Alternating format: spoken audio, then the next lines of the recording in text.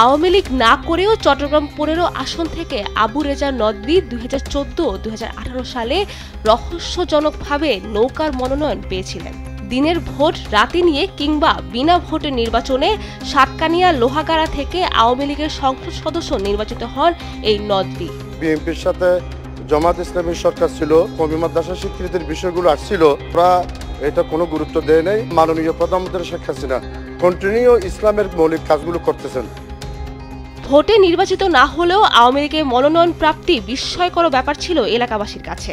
এটিকে আওয়ামী লীগের রাজনৈতিক দেউলিয়াপনা হিসেবে বিবেচনা করেন অনেকে। তবে যেভাবেই হোক না কেন, দুদফায় এমপি হয়ে সাতকানিয়া লোহাগাড়া এলাকায় 10 বছর শাসন করেছেন দাপটের সঙ্গে। নিজের স্ত্রী, শ্যালক, ভাতিজা ও পিএসকে দিয়ে সব ধরনের অপকর্ম পরিচালনা করেছেন এলাকায়।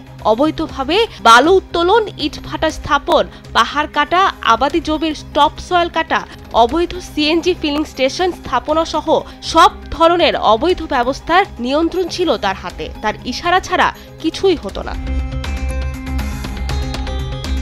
চট্টগ্রামের কুমিরায় স্থাপিত আন্তর্জাতিক ইসলামিক ইউনিভার্সিটি দখল, বিদেশি অনুদান এনে মসজিদ নির্মাণের নামে ব্যবসা করা সহ গুরুতর সব অভিযোগ রয়েছে তার বিরুদ্ধে।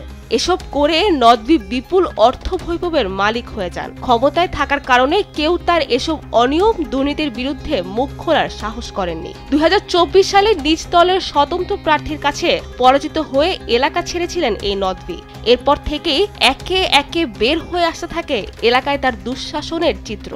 এক একটি মসজিদে সাতকানিয়া লোহাগাড়াতে জুমার খুতবা প্রদান করে থাকি। এই পর্যন্ত প্রায় 40টির মতো জুমার খুতবা দিয়েছি। সাঙ্গু ও ডলু নদী থেকে যত্রতত্র অবৈধভাবে বালু উত্তোলন করে 10 বছর ধরে তার নিয়ন্ত্রণে রেখেছিলেন বালুর ব্যবসা। এ সময় ছোট বড় 22টি পাহাড় কেটে সাবার করা হয়েছে। বন উজাড় করে সেখানকার কাঠ জ্বালানো হয় ইট ভাটায়। নদভীর অনুসারীরাই এসব নৈরাজ্য নেতৃত্ব দেন। এসব অপকর্মের নৈপথ্যে ছিলেন নদভীর ভাতিজা, মাদ্রাসা ইউনিয়ন পরিষদ চেয়ারম্যান আনম সেলিম, সাতকানিয়ার চর্তি ইউনিয়ন পরিষদ চেয়ারম্যান নদভীর শ্যালক রুহুল্লাহ চৌধুরী এবং পিএস ও লোহাগড়া থেকে নির্বাচিত জেলা পরিষদ সদস্য এরফানুল হক চৌধুরী। এছাড়া উপজেলার প্রকল্প বাস্তবায়ন কর্মকর্তাকে নিয়ন্ত্রণের মাধ্যমে নদভীর পিএস এরফানুল করিম চৌধুরীর হাত দিয়ে কোটি কোটি টাকার বরাদ্দ বিলি বণ্টন করা হয়। এমপি নির্বাচিত হওয়ার পর 2 মেয়াদে নির্বাচন কমিশনে জমা দেয়া হলফনামা অনুযায়ী তার সম্পদ বেড়েছে 3 গুণ। একইভাবে তার স্ত্রী রিজিয়া রেজা চৌধুরীর স্থাবর অস্থাবর সম্পদ বাড়ে 3.5 গুণ।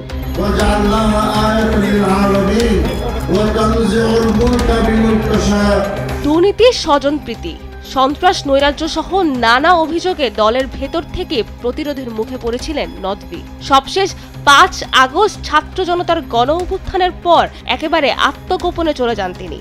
2 মেয়াদে নিজ এলাকায় সর্বগ্রাসী দাপট খাটানো নদভী শেষ পর্যন্ত ধরা পড়েছেন পুলিশের জালে। তার বিরুদ্ধে চট্টগ্রামের সাতকানিয়া ও লোহাগাড়া থানায় ছাত্র আন্দোলনের বিরুদ্ধে অবস্থান নেয়ার অভিযোগ একাধিক মামলা দায়ের হয়েছে। রোববার রাতে ঢাকার উত্তরা থেকে আত্মগোপনে থাকা অবস্থায় নদভীকে গ্রেফতার করে ঢাকা মহানগর গোয়েন্দা পুলিশ। আদালত সূত্রে জানা যায়, সোমবার তাকে আদালতে হাজির করে 10 দিনের রিমান্ডের আবেদন করেন তদন্ত কর্মকর্তা ডিবি পুলিশের পরিদর্শক সাজ্জাদ হোসেন। অন্যদিকে আসামি পক্ষের আইনজীবী ফারজানা ইয়াসমিন রাখি রিমান্ড বাতিল চেয়ে জামিন আবেদন করেন। এ সময় রাষ্ট্রপক্ষ রিমান্ড মঞ্জুরের আবেদন করেন। শুনানি শেষে আদালত 1 দিনের রিমান্ডের আদেশ দিয়েছেন। সাবিনা মজুমদার, নিউজ ডেস্ক, দেশ টিভি।